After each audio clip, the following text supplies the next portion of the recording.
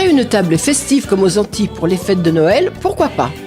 Jambon de Noël, boudin, accra, viande de porc, igname, pois d'Angole et autres. Encore faut-il trouver ces ingrédients. Et oui, c'est possible en allant chez Tropic Marché, 2 rue du Moutier à Saint-Ouen.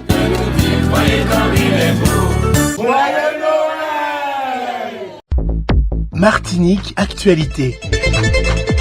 Emmanuel Macron se rend à Mayotte demain avec 4 tonnes de fret alimentaire et sanitaire ainsi que des membres des forces de secours. Accompagné d'une délégation restreinte, il commencera par une reconnaissance aérienne du territoire sinistré. Il visitera ensuite un hôpital pour faire un point avec les acteurs locaux avant de se rendre dans un quartier dévasté et d'échanger avec les élus pour évaluer la situation sur place. Cette visite vise à apporter un soutien immédiat aux populations touchées par le cyclone Chido. Quand les distributeurs français ont rapidement réagi pour venir en aide à la population mahoraise, dès le 15 décembre, Alexandre Bompard, le PDG de Carrefour France, a annoncé l'envoi de 50 tonnes de marchandises de première nécessité, eau minérale, pâtes, riz, etc., vers Lille. Ce soutien logistique est effectué en partenariat avec le groupe Bernard Ayotte, GBH, franchisé de Carrefour dans l'océan Indien. Une solidarité qui répond aux besoins urgents des habitants, alors que la situation reste critique à Mayotte après le passage du cyclone. Serge Letchimy, président du conseil exécutif à la CTM, a écrit au Premier ministre François Bayrou pour insister sur le respect des engagements de l'État dans le cadre du protocole de lutte contre la vie chère. Il rappelle que la mise à zéro de l'octroi de mer, un effort de 7 millions d'euros pour les collectivités, sera effective sous peu. L'État doit également participer à hauteur de 11 millions d'euros pour compenser les frais d'approche et mettre en place la baisse de TVA sur certains produits alimentaires. Ce protocole vise une réduction de 20% du prix de 6 000 produits. Ce mercredi, François Bayrou a intensifié ses consultations en vue de la formation d'un nouveau gouvernement, se rendant ensuite à l'Élysée pour rencontrer Emmanuel Macron. Le Premier ministre a proposé de réunir demain à 14h à Matignon les présidents des partis et groupes politiques, à l'exception du RN et de LFI, afin de discuter des orientations à suivre pour le futur gouvernement. Il a également invité Yaël Braun-Pivet, présidente de l'Assemblée nationale, et Gérard Larcher, président du Sénat, à participer à cette rencontre. Et ces discussions interviennent après l'adoption définitive par le Parlement de la loi spéciale visant à pallier l'absence de budget pour 2025. Affaire des écoutes téléphoniques, Nicolas Sarkozy est définitivement condamné. La Cour de cassation a rejeté ce mercredi les pourvois de Nicolas Sarkozy, de son avocat Thierry Herzog et de l'ex-haut magistrat Gilbert Azibert, confirmant leur condamnation en appel pour corruption et trafic d'influence. Chaque condamné devra purger une peine de 3 ans de prison, dont 1 an ferme sous bracelet électronique. Cette peine suspendue jusqu'à présent est désormais définitive. L'avocat de Sarkozy a annoncé qu'il saisissait la Cour suprême des droits de l'homme pour contester cette décision.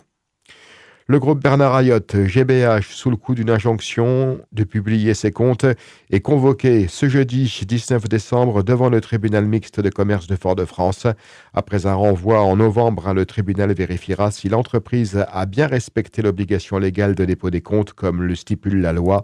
Ce dossier s'inscrit dans un contexte où, en Martinique, seulement 21% des entreprises respectent cette obligation, contraignant les autorités à multiplier les injonctions. La Haute Autorité de Santé a révélé ce mercredi que 70 établissements de santé en France ne sont pas certifiés, un record. Si 87% des hôpitaux sont jugés conformes aux normes de qualité, des disparités régionales existent. Les Antilles, en particulier, rencontrent des difficultés majeures.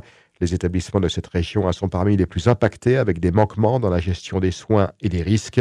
Toutefois, la HAS assure que cette non-certification ne met pas en danger les patients, mais demande des améliorations urgentes, notamment dans la prise en charge des urgences et la sécurité des soins. La Cour d'appel de Fort-de-France a organisé il y a quelques jours à Sainte-Luce un séminaire international réunissant plus de 130 experts pour renforcer la coopération judiciaire contre le trafic de stupéfiants en Caraïbes, Amérique du Sud et en Europe. Des magistrats, diplomates et forces de sécurité ont discuté de méthodes d'enquête avancées et de la prise en charge des addictions. La Martinique, porte d'entrée majeure des stupéfiants vers l'Europe, a été choisie pour cet événement stratégique. En 2023, 33 tonnes de stupéfiants en provenance de la Caraïbe y ont été saisies. Ce séminaire vise à accélérer les échanges judiciaires et à améliorer la lutte contre le narcotrafic. Mais alors, quelles sont les thématiques qui ont été abordées au cours de ce séminaire ?